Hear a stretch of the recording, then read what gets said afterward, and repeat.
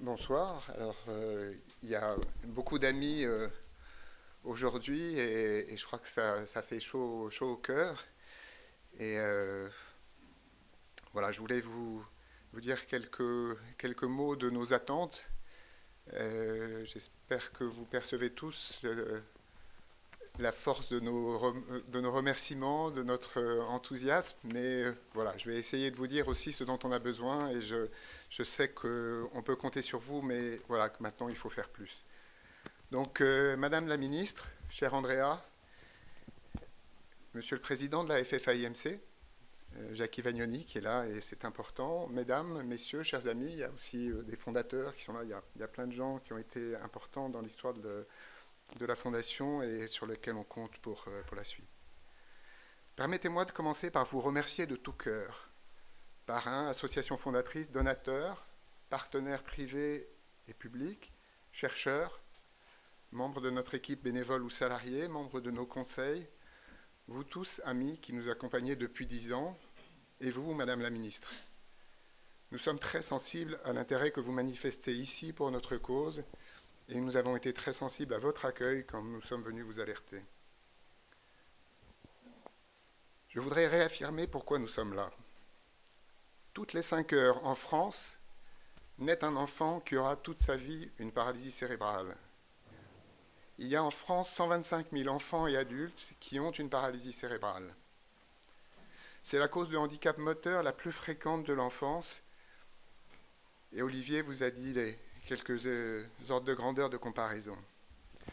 Toutes les 5 heures, une famille comme les autres, que rien ne prédestinait à cela, voit sa vie transformée par la paralysie cérébrale, et elle devra choisir chaque jour entre lutte et résignation. Je fais partie de ces familles, et nous avons les meilleurs enfants du monde, et nous avons décidé que nous ne pouvons même pas leur laisser ce monde. Nous avons choisi la recherche, l'innovation, la diffusion des connaissances et des bonnes pratiques pour changer leur monde, pour changer notre monde. Nous avons décidé de le faire ensemble, famille, chercheurs, donateurs et partenaires. Nous avons créé la Fondation Paralysie Cérébrale et nous vous invitons à nous rejoindre pour rendre possible cette promesse. En cette journée mondiale de la paralysie cérébrale, chaque personne atteinte de paralysie cérébrale est invitée à allumer une petite lumière sur la map monde d'Internet. Si vous allez sur le site pour dire « J'existe, voici mon histoire, ma faiblesse est devenue ma force et je peux enrichir votre vie si vous savez respecter ma place. » Nous vous invitons à faire partie de ce mouvement.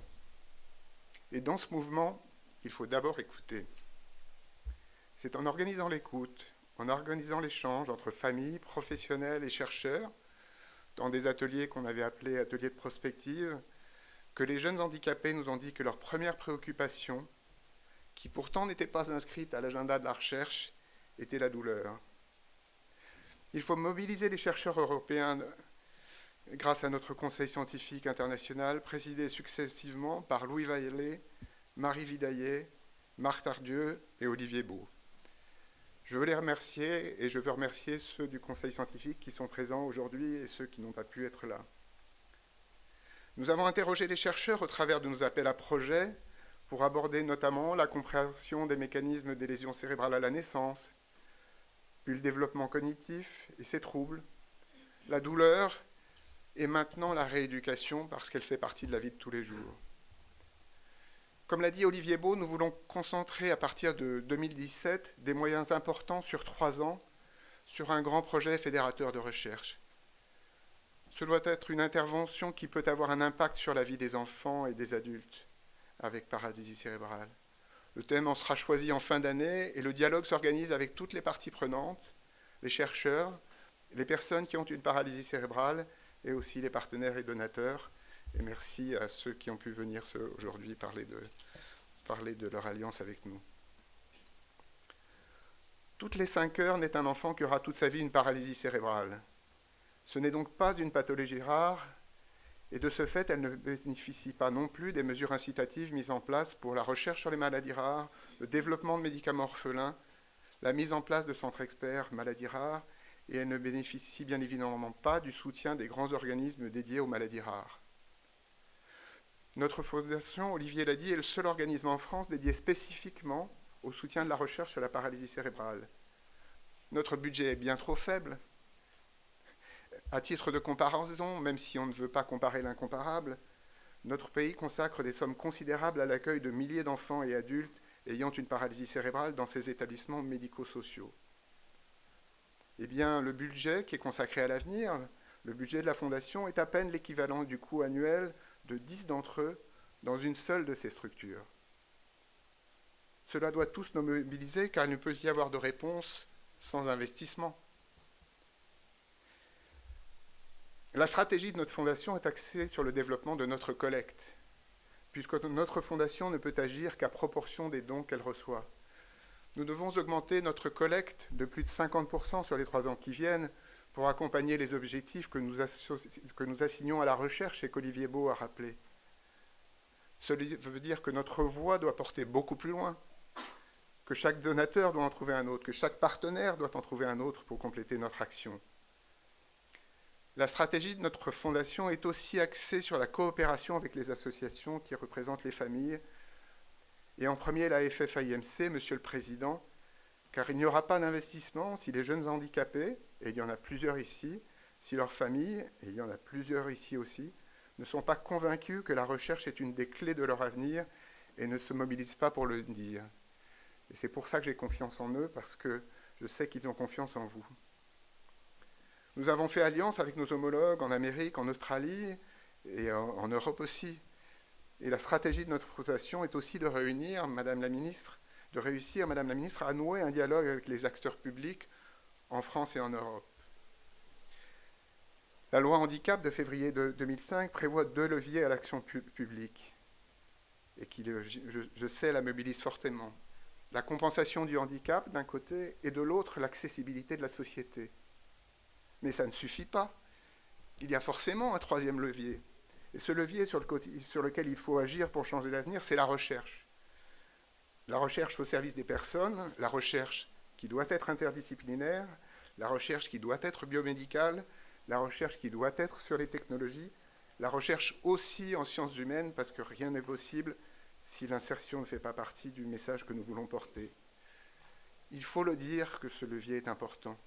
Il faut agir ensemble. Peut-on mobiliser, Madame la Ministre, les outils puissants qui existent?